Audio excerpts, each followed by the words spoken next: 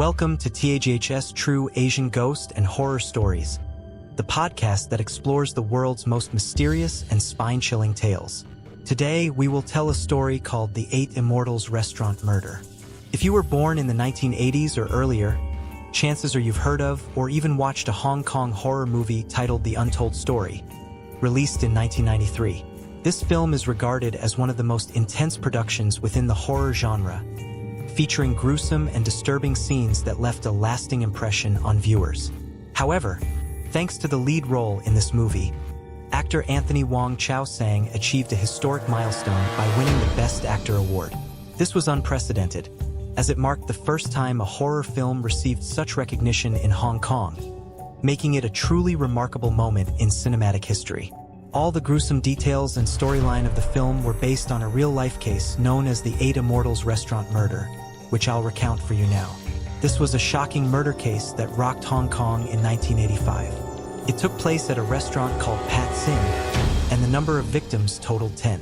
Among them, 9 were family members, and 1 was the chef of the restaurant. All 10 lost their lives within the restaurant.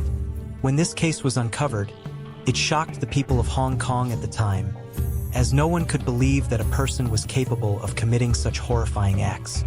Rumors even circulated that after killing the entire family, the murderer used their meat to make buns and sell them. In August 1985, Macao police received a report from locals swimming at a beach called Black Sand Beach.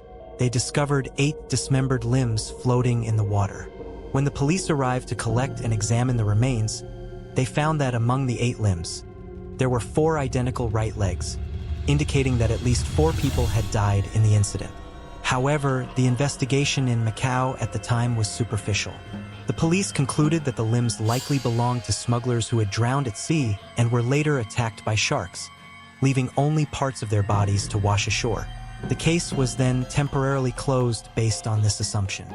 However, shortly after, Macau police received additional reports from various locals about similar beep limbs being found in different locations.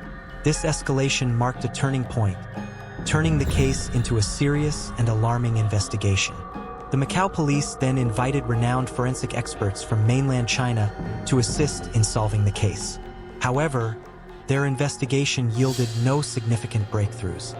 It wasn't until 8 months later, around April 1986, that the Macau Police Department and the Guangzhou Criminal Police received a letter from someone claiming to be the younger brother of the Pat Sin restaurant owner, Zheng Lin. The writer, identifying himself as Zheng Lin's younger brother, sent the letter to both police departments. In the letter, the brother expressed his concern, stating that he had lost contact with Zheng Lin and his entire family for about 8 months. After reading news reports about beep body parts being found in the waters and various locations in Macau, he became suspicious that these incidents might be related to his family and requested the police to investigate. The brother also provided a list of his relatives associated with the Pat Sin restaurant. The list included Zheng Lin, the restaurant owner, around 50 years old, his wife, Chen Hui, 42 years old, their children, 4 daughters and 1 son, with the youngest being a 7-year-old boy, Zheng Lin's mother, Chun Lirong, 70 years old. Additionally, Zheng Lin had another relative referred to as Aunt Nine, Chan Zhan, who was not at the restaurant but owned a nearby eatery in the same area. The younger brother also provided additional information that raised his suspicions. He explained that his brother, Zheng Lin, was very diligent in managing the family's restaurant. However, Zheng Lin's wife, Chen Hui, had a strong gambling addiction and was particularly fond of playing mahjong. Based on this, the younger brother speculated that the case might be connected to Zheng Lin's wife. He recalled visiting the restaurant one day, only to encounter a man who identified himself as Huang. This man claimed that he had taken over the entire restaurant and was unaware of the whereabouts of Zheng Lin's family, asserting that he had purchased the business. This raised the younger brother's suspicion that Zheng Lin's wife, his sister-in-law, might have had some kind of relationship with Huang, which could have led to the family's disappearance. He suspected that the two had conspired to murder Zheng Lin and his family. Following the letter, the police reopened the investigation and discovered a crucial clue. A fingerprint from one of the dismembered fingers matched the fingerprint of Chen Zhiheng, also known as Aunt Nine, a relative of the TAGHS restaurant owner. This discovery prompted the police to begin surveillance of Huang, the new owner of the restaurant. The new owner of the restaurant was named Huang Zhiheng. During the surveillance process, investigators interviewed dozens of nearby residents and obtained a particularly credible account. A poultry supplier for the TAGHS restaurant reported that on August 4, 1985, Zhang Lin had called to place an order for chickens and ducks, requesting delivery the following day. However, when the supplier arrived at the restaurant on August 5th to deliver the order, he noticed a sign on the door that read, "Closed for 3 days." Confused and frustrated, the supplier knocked on the door, as he had already brought the goods and couldn't simply leave without an explanation. A man, later identified as Huang, answered and told him that Zhang Lin's entire family had left and that he had purchased the restaurant. Huang further explained that the establishment was under renovation and had no immediate need for supplies, asking the supplier to deliver at a later time. Although the supplier found this unusual, he had no choice but to take the poultry back since the person who placed the order, Zhang Lin, was nowhere to be found. Another key piece of information came from neighbors near Chen Zhiheng's eatery. They reported that on the same day, August 4th, a man in his 30s came by to inform Chen Zhiheng that Zhang Lin's youngest son was sick and had a fever, asking her to come and assist. This interaction further deepened the mystery surrounding the events that unfolded at the TAGHS restaurant. Hearing that her nephew was ill, Chen Zhiheng quickly arranged for someone to look after her shop and went with the man to Zhang Lin's house. However, according to witnesses, after she left, she never returned. With these two witness accounts, the police were able to establish the timeline of the Zhang Lin family's disappearance as occurring between August 4th and August 5th. However, there was a complication in the investigation. Huang Zhiheng, the new restaurant owner, was 50 years old, while witnesses reported that the man who approached Chen Zhiheng was around 30 years old. This discrepancy made identifying the suspect more challenging for the police.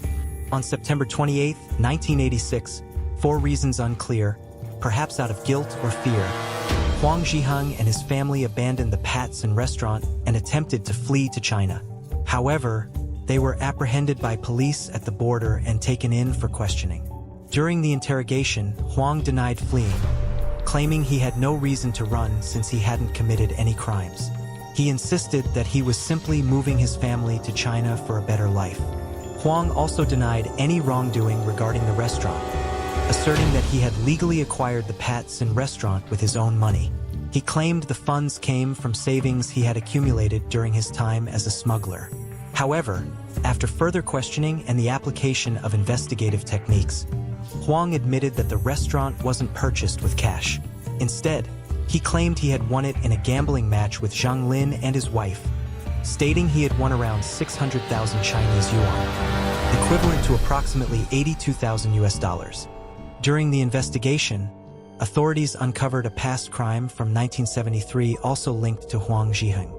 It involved an arson case in Hong Kong, which Huang admitted to during questioning.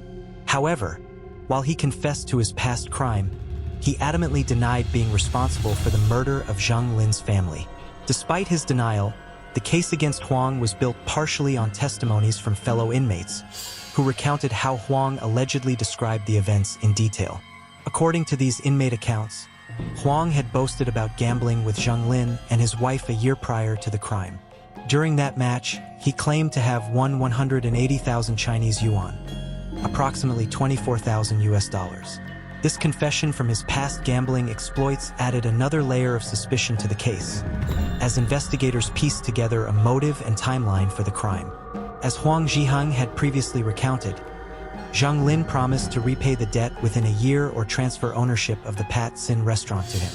However, when Zhang Lin failed to fulfill this promise on August 4th, the day of the incident, Huang went to the restaurant to demand the money. When Zhang Lin refused to pay, an argument ensued, escalating into a physical altercation. Huang, in a fit of anger, grabbed a bottle, smashed it, and held the jagged edge as a weapon. He then took Zhang Lin's youngest son hostage to intimidate the family.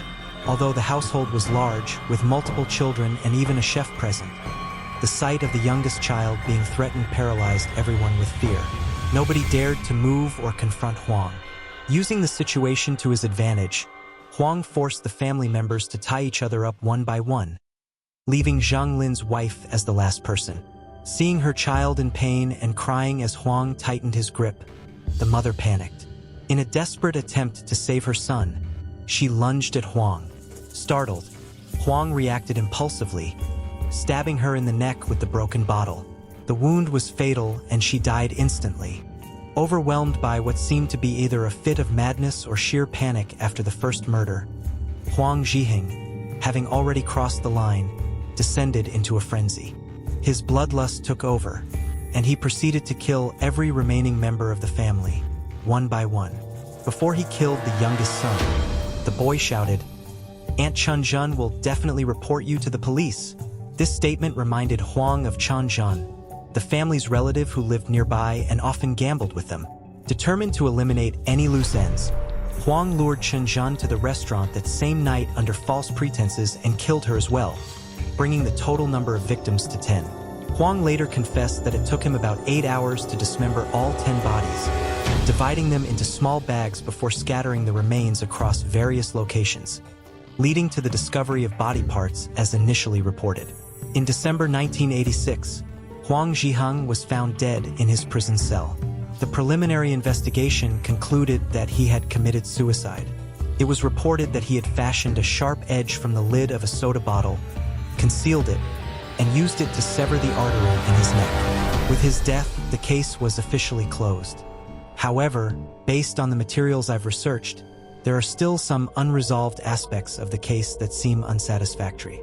For example, the identity of the 30-year-old man remains a mystery. Was he an accomplice of Huang Zhiheng? Did he directly participate in the murders? The investigation never clarified this. His presence was only mentioned by one witness, as part of a crucial link in the story when he lured Aunt Chunjun to Zhang Lin's house.